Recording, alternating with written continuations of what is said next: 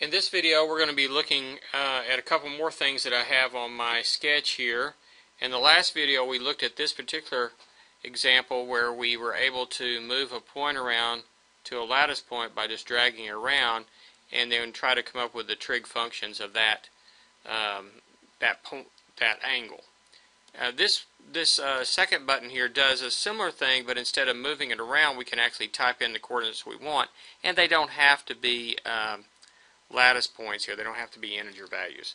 So I could type in, say, negative 2.8 for x and positive 1.7 for y, and it finds that point, negative 2.8, 1.7. You can kind of see that's the right point there, and then it asks you to find out the trig functions of that angle. And actually we can figure out what the angle is as well, or at least one possible value of the angle. There are infinitely many different angles that turn out to be that. So let's take a look and see what we get. See if you can work this out on your own. Press pause now.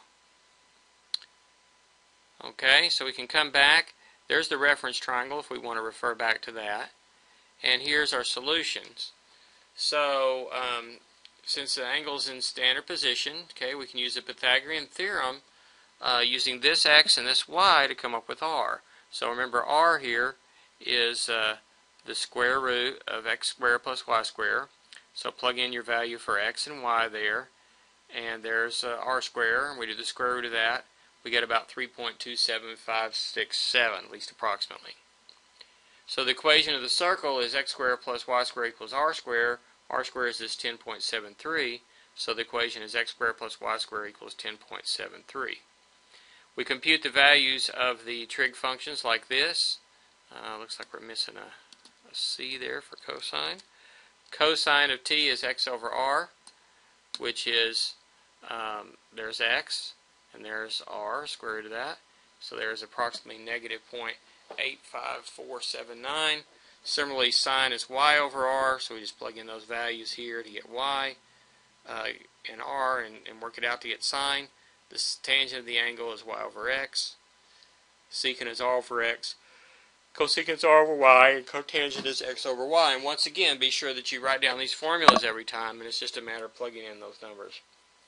So again, we can plug in any numbers we want, including, this particular one you have to have decimal approximations, but we can work this out. Notice the reference angle. Now the reference angle is this angle from D to C to whatever point that is. This the angle it makes with the horizontal there. And that angle we can find by doing, well, it's the inverse tangent of y over x if we take the absolute value of y and x. So we can find the A is the arctangent or inverse tangent of the absolute value of y over the absolute value of x.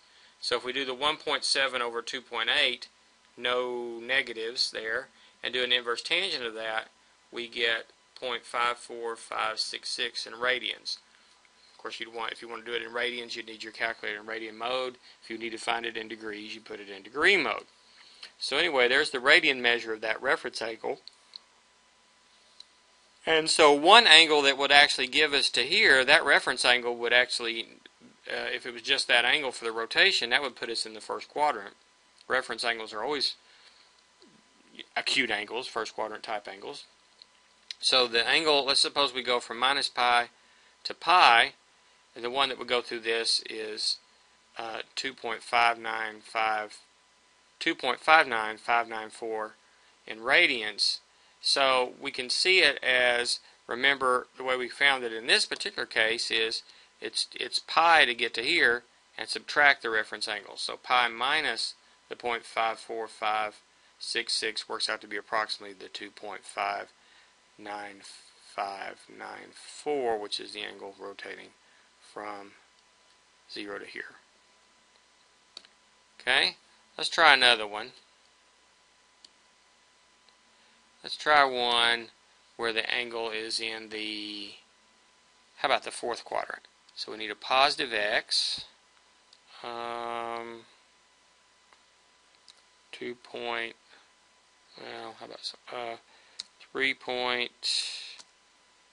5. And then we need a negative y to get it down to the fourth quadrant. How about negative 0.7?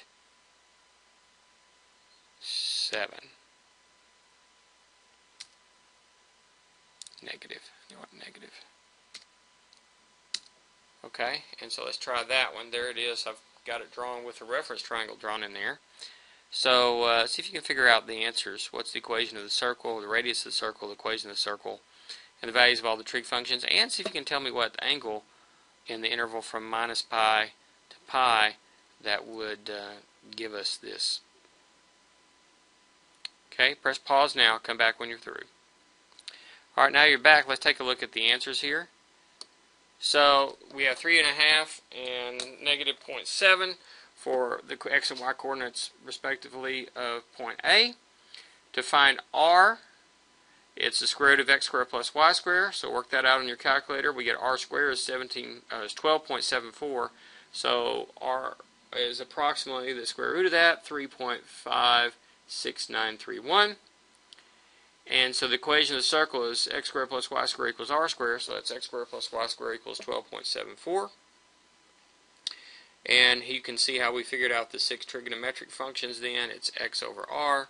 So 3.5 over the square root of 12.74. I think that's an exact value. And then that would be approximately 0.98058. And similarly, you can look and see the rest of the trig functions there. Okay? To find the inverse trig function, to find the angle, we will first find the reference angle. And so the reference angle we will find by doing the inverse tangent of absolute value of y over absolute value of x. So just wipe out the signs and just do 0.7 over 3.5.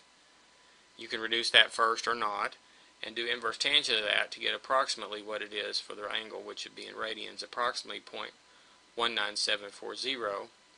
Or you could do it in degrees, but this problem this sketch I've been doing everything in radians.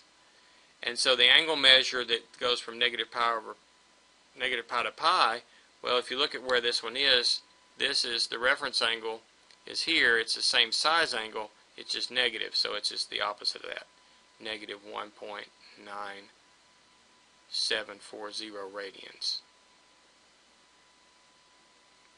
Okay, let me go on and show you one more sketch. This next one kind of goes the other way, where we enter the angle in radians. You could use this sketch if you had it degrees by converting to degrees. So let's say we enter in something like 0.654 radians, and it will draw that out and compute all of the trig functions for that. Of course, you can actually compute all these things in your calculator as well. Let's pull up a TI-84 emulator here in just a second. And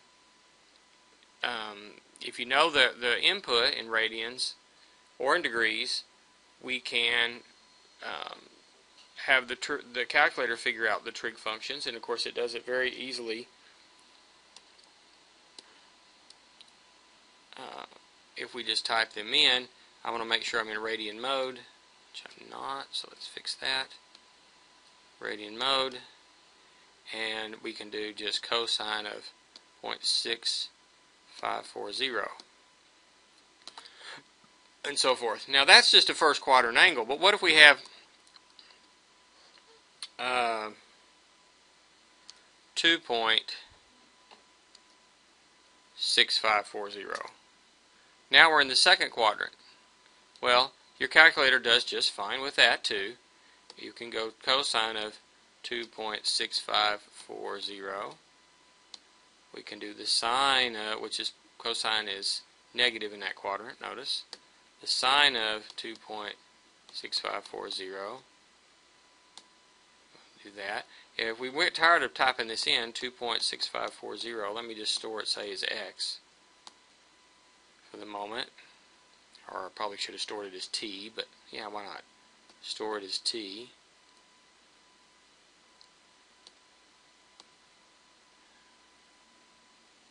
Okay, and so I could do like tangent of t. And what about, how would I find secant of t? There's, notice in this particular calculator there is no secant button. So you'd have to do 1 divided by cosine of t, and that will give it to you. Or 1 divided by sine of t, not y, t. That'll give us cosecant. Should agree with what's over here for cosecant. And then we could do 1 divided by tangent of t, and that should also give us the cotangent. Okay? If you have a nspire, let's take a very quick look at that. So while the nspire is loading up here, so notice that the calculator is able to compute trig functions for any appropriate value. Of course, if you give it one of them that's undefined, it'll give you an error message. For example, let's see, tangent of power 2 is undefined. So if I say what is tangent of pi over 2, it'll say domain error. Okay, so there are, of course, there are some that are not possible, and we knew that one was not possible. Okay, so here's the nspire. Okay, and to get your trig functions, you push this little button right here that says trig, and notice it does have a cosecant and a cotangent and so forth. So you can do cotangent of 23 radians, and it'll say 1 over, since I have the cast version, it'll come out and say that's 1 over sine of 23, but if I hit Control Enter, it will give me a decimal approximation for that. But I just want to show you that you have sine, cosine, tangent, cosecant, secant, and cotangent, and all inverses of those, whereas you only have the sine, cosine, and tangent and their inverses on the TI-84. Okay, so we can get all that we need here for the angles. Okay, all of the trig functions. Notice this particular one is always drawn on the unit circle, so the radius is always 1 here for all of these. So cosine, it says x over r, but r is 1. So that's just x. The sine is the y over r, but r is 1, so that's just y. So you notice it's the same as the y coordinate. That's the same as the x coordinate. Tangent, then you just divide y by x. Secant is 1 over the y. Actually, so that's 1 over the x. That's a typo. Let's fix that. 1 over the x. 1 over the y is cosecant, and x over y is the cotangent. Since r is 1, that simplifies. Okay, we will stop there for this video.